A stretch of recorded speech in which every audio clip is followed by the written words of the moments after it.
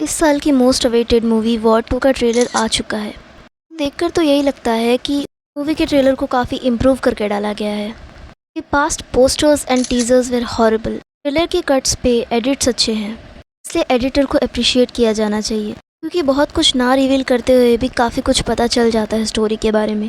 एक अच्छा खासा आइडिया हो जाता है कि इसका किसके साथ क्या क्लैश है वगैरह वगैरह। जनरली पुरानी वाईआरएफ की स्पाई मूवीज़ से कंपेयर करें तो इसकी स्टोरी थोड़ी इंटरेस्टिंग लग रही है, प्लेन और बोरिंग नहीं लग रही।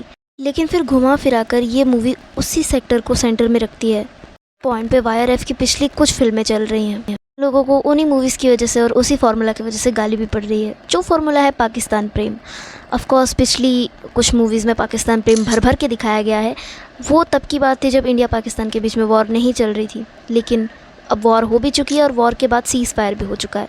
तो आई डोंट थिंक कि मेकर्स ऐसा कुछ दिखाने की गलती करेंगे। Poor VFX and stunt work, visual somehow are feeling cheap. उन्हें किसी सस्ती सी ग्रीन स्क्रीन पर शूट किया गया हो। We all know that a big chunk of this movie profit is going to be in the star cast pocket.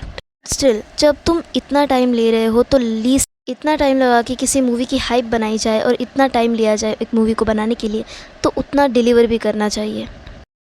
Please आपका work average तो होना ही चाहिए। स्टोरी में जिस तरीके से ऋतिक रोशन को दिखाया गया है, यानी कि कबीर के कैरेक्टर को, जैसे वो कर्नल लूथरा को फेस कर रहा है, उसका पर्पस बड़ा है, इसलिए वो उनको भी मार सकता है। और उसने गद्दारी क्योंकि इसका रिवील भी नहीं होने वाला है। और अब कबीर का कैरेक्टर कंट्रोल के बाहर हो जाएगा और उसको रोकने के लिए जूनियर एनटीआर का कैरेक्टर यानी कि विक्रम का कैरेक्टर आएगा, जो मुझे शक था कि मूवी में विलन का रोल करेगा। लेकिन एक्शन और उसके आर्क से तो यही लग रहा है कि वो भी वन ऑफ द स्पाइज ही है। स्टोरी लाइक मिशन इम्पॉसिबल, एक बंदे को रोकने के लिए सैकड़ों की फोर्स लग जाती है। कबीर की स्टोरी लाइन भी यही से इंस्पायर्ड लग रही है। उसके शायद किसी अलग फैसले को लेने की वजह से वो ये अंजाम भुगत रहा है। ट्रेलर में जो उसके सैड एंड डिप्रेस मोमेंट्स बताए गए हैं, उससे तो यही लगता है कि उसका मिशन बहुत ही अंडरकवर और सीक्रेट होने वाला है। किसी और को बताना भी नहीं चाहता अपने सीक्रेट्स, जिसकी वजह से पूरी ऑडियंस और जनता उसी पर शक कर रही है। एक टाइम पर वो एक काफ़ी रिस्पॉन्सिबल और ज़िम्मेदार ऑफिसर हुआ करता था, और शायद जब फिल्म का थर्ड एक्ट में इसका रिवील होगा तो बताया जाएगा कि उसका सीक्रेट मिशन क्या था और वो ये सब किसके लिए कर रहा है और क्यों कर रहा है।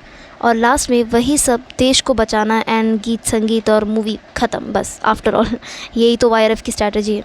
लेकिन ओवरऑल इस ट्रेलर को देखकर यही फील आ रहा है कि स्टोरी को वैसे ही जेनरिक और खिंची हुई बताया जाएगा। Feels blunt and incomplete. जो एक्शन शॉट्स ट्रेन और एरोप्लेन पर बताने की कोशिश की गई है, वहाँ बहुत ही ख़राब लग रहा है। साफ साफ दिख रहा है कि वीएफएक्स है। एक्टर्स की बॉडी और मेकअप भी कहीं कहीं पर नोटिस हो जाती है। पर ये सब करने से अच्छा अगर थोड़ा सा क्रिएटिविटी करके कुछ नया एक्शन दिखाया जाता और एक अच्छा सा कोरियोग्राफर हायर कर लेते, तो वीएफएक्स पर ज़्यादा रिलाई नहीं करना पड़ता और मूवी का शायद बजट भी नहीं बढ़ता और लोगों को कुछ अच्छा भी लगता। रिसेंटली इतनी सारी Hollywood movies like ballerina, F1 वगैरह में कितने अच्छे से विजुअल्स और एक्शन को दिखाया गया है। And the cast is really solid from War 2। NTR और ऋतिक रोशन काफ़ी फिट है और अगर उनसे फिजिकल स्टंट्स करवाए भी जाएँ तो वो कर लेंगे, लेकिन कमी है एक अच्छे कोरियोग्राफर की।